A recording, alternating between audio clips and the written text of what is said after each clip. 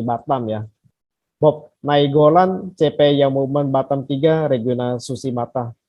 Silakan Bob, memperkenalkan diri. Oke, shalom buat kita semua. Ya. FGB Man, Be strong in the Lord. Oke, sebelumnya izin buat kepada senior saya, orang tua saya juga mungkin bisa saya katakan, karena mungkin saya adalah salah satu pesaksi yang masih muda dan masih baru berkeluarga. Nah, jadi kesaksian saya pada malam hari ini, sebenarnya saya sudah mempersiapkan kesaksian saya, akan tetapi semalam ketika saya mau berangkat komsel ke gereja, ketika saya di mobil diingatkan Tuhan. Tuhan bilang gini, kamu percaya nggak Tuhan itu ada? Dalam hati saya, saya sudah sejak kecil sudah jadi orang Kristiani gitu. Nah, tanda apa yang kamu katakan bahwa kamu percaya kepada Tuhan? Apa yang kamu alami? Saya berpikir, ketika saya ngomong tentang usaha saya, bisnis, sedang saya bangun di industri startup, saya mikir, itu hal sesuatu yang kedagingan yang sebenarnya ketika kita bilang, ketika kita sedang ngalamin suatu masalah, bangun usaha, Tuhan tolong kita, itu sesuatu yang menyenangkan diri kita. Tapi apa sih yang ingin kamu sampaikan nantinya? Jadi saya teringat, jadi 4 tahun yang lalu, mungkin ada beberapa mungkin dari Batam juga sudah pernah dengar, ada Pak Mes juga tadi saya perhatikan juga yang sudah join. Nah, saya kesaksian mengenai temanya, kalau kita lihat mungkin ketika lihat nonton di Trans 7, ada namanya on the spot, 7 kecelakaan maut. Jadi selamat dari maut. Jadi kalau kita lihat mungkin video-videonya seperti itu pasti banyak. Nah, tapi memang saya waktu itu memang nggak di-shoot, tapi saya ngalami sebuah decision, sebuah perjalanan season dengan Tuhan. Kenapa? Waktu itu saya pernah ngalamin sebuah tragedi, kecelakaan maut, dan mengakibatkan kecelakaan itu sampai hari ini punya tanda dalam hidup saya. Kenapa saya bilang tanda? Ketika saya ngalami jauh dari Tuhan, ketika saya fokus mengejar sesuatu hal yang duniawi, Tuhan ingatkan, ketika saya nyembah, kalau saya nggak ngerasakan seperti tidak ada dari Tuhan, itu saya ngerasa hampa. Tuhan, kembalikan Roh Kudus-Mu, Holy Spirit mana dalam hidupku. Jadi kadang ketika saya nyembah itu kayak tidak ada nangis, tidak ada kayak sesuatu yang terjadi dalam hidup, itu seperti saya ngerasa yang namanya kegerasangan. Jadi ketika waktu itu saya mengalami sebuah insiden, itu di siang hari, di jam 11 siang, saya waktu itu di satu kota di Semarang, saya mengalami kecelakaan kendaraan bermotor, saya nabrak, itu saya dari Semarang ke Ungaran, saya nabrak sebuah portal besi itu, mungkin dari Ungaran sana itu ada sebuah kayak industri, saya tabrak, bayangkan dari kendaraan motor bisa nabrak portal yang begitu besar, dan portalnya patah. Jadi mungkin dari bapak-bapak bisa membayangkan seberapa parahnya, sampai mesinnya pun bocor gitu, pecah. Jadi ketika saya kecelakaan itu, saya tidak sadarkan diri, akhirnya saya dibawa ke suatu rumah sakit. Nah, yang mau saya ceritakan gini, dari kesaksian ini tidak yang saya katakan, tapi kesaksian orang. Jadi ketika kita mengalami suatu permasalahan, kita mengalami suatu terjadi dalam kehidupan kita, jadikan ketika kesaksian itu adalah orang lain yang melihat kesaksian kita. Jadi saya lihat campur tangan Tuhan, seperti Tuhan membuat sebuah sinema dalam hidup saya. Jadi jam 11 siang saya kecelakaan, secara medis 11 jam tidak dilakukan yang namanya operasi, itu pasien sudah meninggal. Itu kesaksian pertama. Karena ketika saya kecelakaan itu, limpa saya sobek, jadi pendarahan di dalam semua organ tubuh saya. Usus, lambung, itu semua sudah tercemari darah kotor. Secara medis 11 jam itu tidak selamat, karena saya dioperasi itu jam 12 malam. Jadi ketika di sore hari saya sudah mulai ngerasakan menggigil, badan saya sudah mulai mati rasa, dan saya minta, kayak saya masuk angin, karena saya jatuh ke got. Jadi kalau di Semarang itu, besar itu seperti ada got besar di pinggir jalan raya. Nah, saya terjun, ketinggiannya itu kurang lebih hampir 4 meter. Bayangkan, saya lompat ke gorong-gorong itu, kendaraan saya masuk. Memang kejadian itu saya bilang tadi, saya nggak sadar, hingga akhirnya saya masuk, dibawa ke rumah sakit baru sadar. Jadi di jam 6 sore, fisik saya sudah mengalami merosot. Jadi saya minta sama istri saya yang waktu itu jadi pacar saya datang jenguk, saya bilang minta tolonglah, belikan dulu ada obat begini-gini. Diberikanlah satu seperti tolak angin. Saya pikir saya masuk angin. Nah, karena tolak angin itulah mungkin karena panas, jadi di dalam lambung saya mulai langsung lebih naik, jadi seperti sesak. Akhirnya saya ketemu ada salah satu hamba Tuhan, abang juga waktu di Semarang. Saya bilang, tolonglah bantu saya gini. Jadi dia langsung gerak, dia ketemuin jemaatnya, saya di over dari rumah sakit ini, saya di over ke rumah sakit swasta. Nah, itu di over itu jam, kalau tidak salah jam 10 malam lewat, saya baru di over karena harus ngurus administrasi. Jadi sampailah di rumah sakit. Nah, ini mulai rentetan ceritanya. Yang pertama, rentetan cerita, saya dioperasi jam 11 malam. Saya sampaikan tadi secara medis, jam 11 jam, pasien tidak dilakukan operasi dengan pendarahan, itu sudah pasti mati. Itu kesaksian yang pertama yang saya alamin. Artinya itu cerita dari medis. Yang kedua, ketika saya jam 11 malam atau jam 12 malam, itu kalau kita ngomong dokter spesialis bedah, itu tidak ada yang standby. Apalagi swasta, itu tidak ada yang standby, apalagi jam 12 malam. Tapi suatu rencana Tuhan, dokter ini di jam 12 malam dia tidak bisa tidur karena seekor nyamuk. Bayangkan tuh, jam seekor nyamuk dia tidak bisa tidur di hari itu. Tiba-tiba ketika dia bangun, handphonenya berbunyi.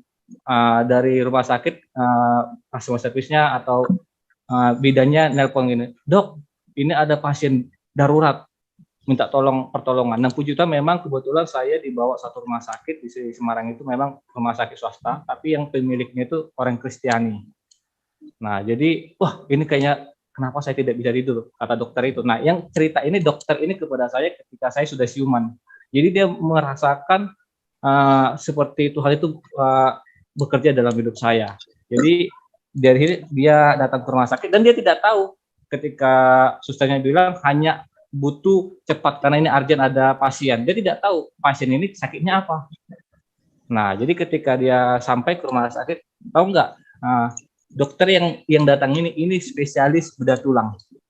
Nggak matching, secara medis bedah tulang ke bagian dalam nggak akan nyambung ke bagian dalam.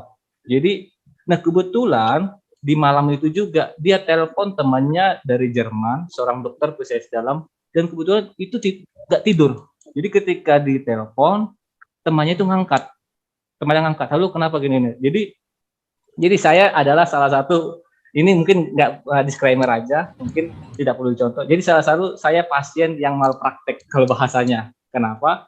Pak dokter yang ngapain saya itu adalah dokter bedah tulang. Sedangkan saya ngalamin insiden saya harus dioperasi yang diakibatkan limpa saya sobek.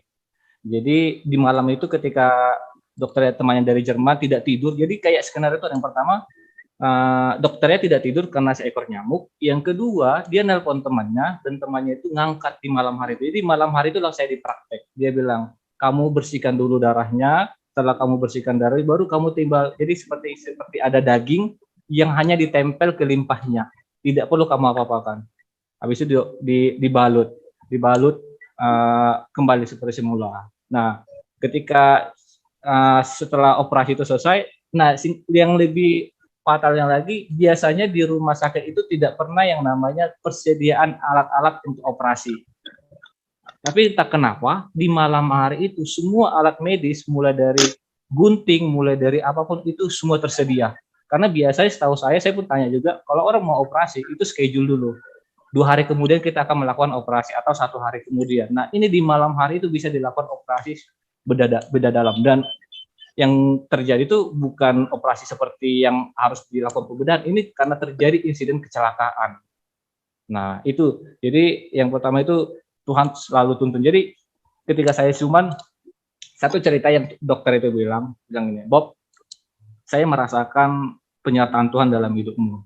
Karena mulai dari saya nggak bisa tidur, saya nggak spesialis itu, dan malam hari itu saya telepon teman saya, dia bisa ngangkat. Biasanya kalau nelpon teman saya itu susah ngangkat karena beda jamnya. Kita malam sana belum tentu di sana malam juga, gitu. Tapi di malam hari itu dia mau informasi. Selanjutnya dia cerita, biasanya kalau konsultasi itu harus bayar. Tidak pernah namanya dokter spesialis kalau konsultasi itu free, itu bayar. Itu kesaksian dari dokternya. Jadi satu mention yang dokternya bilang, layani Tuhan. Nah, itu yang membuatkan saya. Jadi ketika saya merasa jauh dari Tuhan, di dalam badan saya, jadi di perut saya ini ada operasi 12 jahitan. Jadi panjangnya hampir 2 jengkal jari nih. Dan operasinya itu bukan operasi seperti yang kita lihat operasi yang terbaru sekarang, itu di tahun 2000 itu 2015 itu masih operasi pakai benang. Jadi bekasnya seperti lipan masih muncul di perut kita. Jadi ketika saya setiap mandi, ketika saya pakai baju, saya selalu teringat dengan kejadian. Jadi Tuhan tolong saya sampai hari ini, Tuhan kasih mujizat sampai hari itu yang saya rasakan pertolongan Tuhan. Jadi di luar dari apa mungkin yang saya bilang kesaksian tentang mengenai saya diberkati tentang mengenai apa hal jasmani Pak, tapi yang saya rasakan Tuhan itu hidup dalam hidup saya, karena saya pernah sampai di titik di mana mau mati. Karena waktu di jam 12 malam itu saya bilang di Tuhan, kalau Engkau panggil aku Tuhan, ya saya siap Tuhan. Tapi kalau Engkau masih izinkan saya malam hari masih bisa kembali, saya mau juga menjadi berkat-Mu Tuhan. Karena saya tahu hidup saya belum waktunya Tuhan, saya bilang gitu. Karena di ruangan operasi itu dingin, menggigil, semua badan ini mati rasa. Tidak bisa lagi berbuat apa-apa. Hanya itu yang saya bisa katakan, Tuhan, Engkau yang tolong. Dan puji Tuhan sampai hari ini Tuhan, dari operasi sampai sekarang tidak ada efeknya, tidak ada masalah.